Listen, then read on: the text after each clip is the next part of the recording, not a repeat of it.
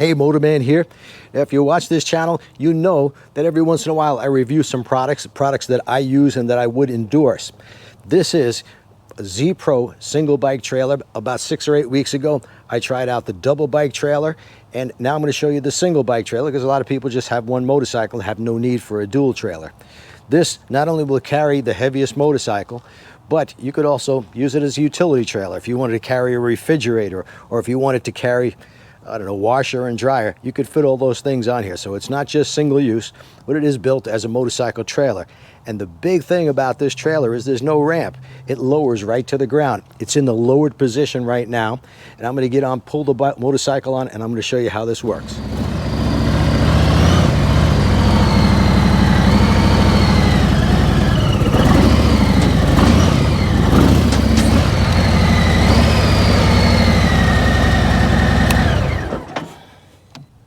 Now, because the chock locks the front of the motorcycle in, you can get off the motorcycle, leave it as is, and then tie it down. These ratcheting straps is an option. They're built right into the motorcycle trailer. It makes everything very convenient. So what I do is I take a soft tie. If you're wondering what this is, it's a simple hose clamp, and I use this to make sure that the tie doesn't slip down.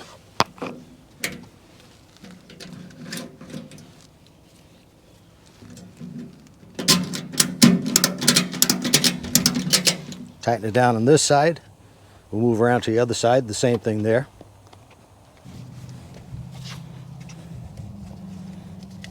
Here I've got the siren, so I don't have to put the hose clamp on it.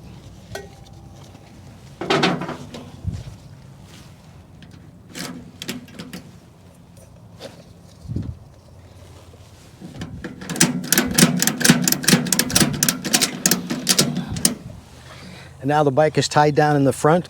We also have 2 ties in the back.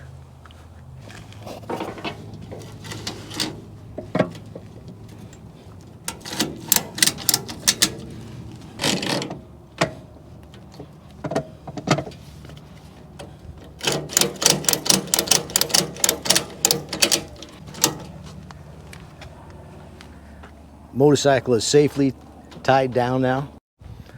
All that's left to do now is crank the trailer up.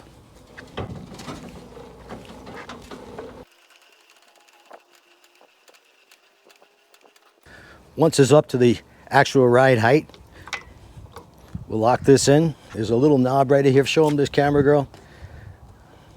This knob right here is actually three positions, and they lock it in so that it doesn't automatically go back down. Next, we're going to put in the pins. Same thing on the other side.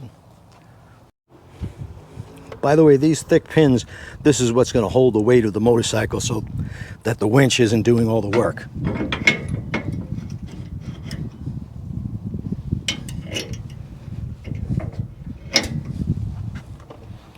Now I move the switch to the neutral position. Let it down slightly so all the weight is on the pins. No weight here. At this point, you're ready to cruise down the road. Now I'll show you how to get the bike off of the trailer. First, we're going to raise it up a little bit so the tension is on the winch and we can get those pins out.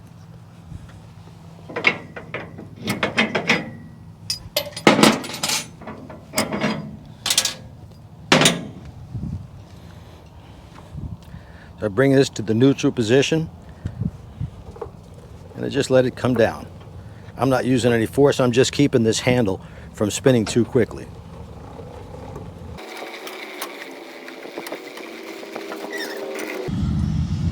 Once you see you have some slack here with the winch, you're ready to unload. Okay, you want to make sure the motorcycle is in neutral, and I like to pull in the clutch as well. With inflation and prices rising daily, if you're planning on buying any kind of big ticket item, now is the time to do it. This is the buyer's market right now, today. Okay, that's all there is to it. Now, if I wanted to take off with the trailer, Without the motorcycle on it, of course, I'm going to crank it back up. But really, this is a terrific trailer. It works exactly as advertised. It's high quality. It's made here in America. And it starts at about $2,900, depending on the options. Till next time. If you watched the video I did a couple of weeks ago on rearranging my garage and trying to make it look as nice as possible, you saw that I had this rubber mat, which works really well. Just roll it out, extremely simple to put in place. And, I mean, it couldn't get any easier. You just roll it out, put some double-sided tape at the seams. But what I found was, as I would move the bikes in and out, I had those little plastic kickstand pieces to keep the floor from the rubber from ripping.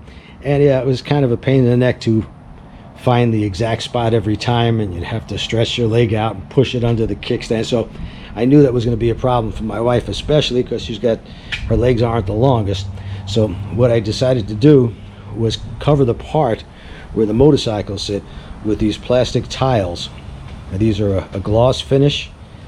They just snap together. I mean, you could just step on them and snap them together. Or I used a rubber mallet that worked a lot quicker than just stepping on them.